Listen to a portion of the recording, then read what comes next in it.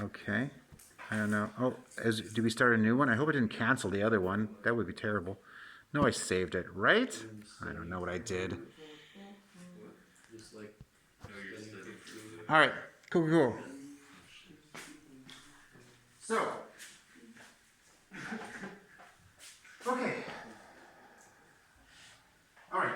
So, Sophie's flying to this star. Okay? And we said that Ben measures the time to be 100 times longer. Okay? Now the question, of course, is she's going really close to the speed of light. Basically, she's going the speed of light. Okay? Now the problem is, let's say the star is 1 light year away. Okay? I have a question. Yes? If she becomes the speed of light, does she become light? No. Okay. Okay, so the spaceship is traveling effectively at the speed of light to a star that's 1 light year away. How long will this process take? A year. A year, absolutely. Now,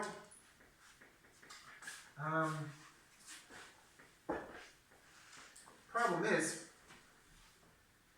so Ben's like, okay, the distance we're going is 1 light year. The speed you're going is c. So my time I'm measuring is 1 year. But we said that the factor is 100 times comparing the time that Sophie measures. So Sophie measures 100th of that time, right? So she only measures 0.01 years for the process. Wait, can you repeat that?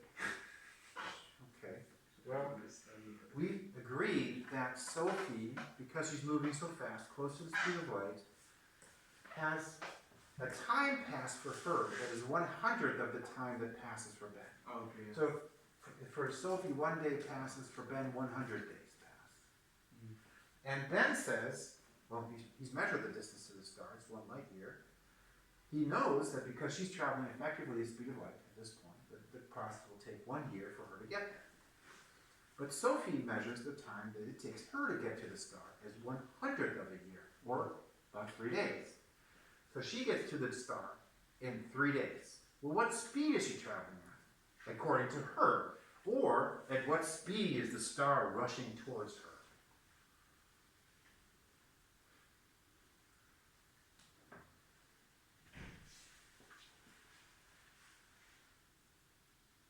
Can you say that again? Sure. I'll help you out. It might be confusing to think about the star by itself.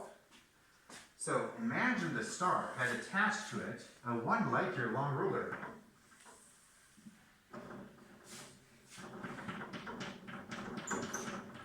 Here's the 1 light year long ruler, and Sophie is like, bring it on, star, fly towards me. And the star, with its ruler, flies towards her. And the ruler passes her, so she can measure the speed of the star with the weird ruler attached to it. As the star rushes towards her, what speed is the ruler traveling at? Speed of light. Speed of light, of course. Yeah. And if the star travels towards her at the speed of light for 3 days, or 0.01 years, how far away must the star have been in order to do this? 1/100th of a light year. 100th of a light year. Correct. So Sophie measures the distance to the star to be 0.01 light years, whereas Ben measures the distance to be 1 light year. Can we stop? This is too much. So what that means is that not only is there this process of time dilation, there's a second process called length contraction, which means that not only are times relative to the observer's speed, or the speed of the observed, but they're also, lengths also vary. This is exciting. Do you know why this is exciting? Okay. Oh, wait. Does length then also imply mass? Mass is also not constant, but let's not worry about that. That's going to just confuse us. So we had Sophie go to this star that was 1 light year away, but it only took her 3 days to get there. Now if we somehow were able to get people fast enough, then we can get a factor of 100 or 1,000 or 10,000. We could, in a lifetime, reach stars that are very far away, right? The Andromeda Galaxy is 2.2 million light years away. We can't reach that in our lifetime. We think, well, we had a process that we could accelerate to the point that this factor would be 1 million, right? We could get to Andromeda, which is 2.2 million light years away, in 2.2 years for us. But that Which is survivable. You can live 2.2 years on a space station. But then we Of course, on Earth, 2.2 million light years, 2.2 million years would have passed. So don't expect to see your family when you get back. But the astronauts would survive. So they could travel to this galaxy. Theoretically, right? Again, you have to get to that speed. There would be no return. There would be a return, but there would be no place to return to. Or Earth, maybe. They'd just be. I think Earth would still be around, but people probably not. What if they're like Okay? highly developed people? Make sense? Now, this is all very confusing, this part. All you need to know is this, especially this conceptual part of time dilation, because it becomes important in the context of half-life. Okay?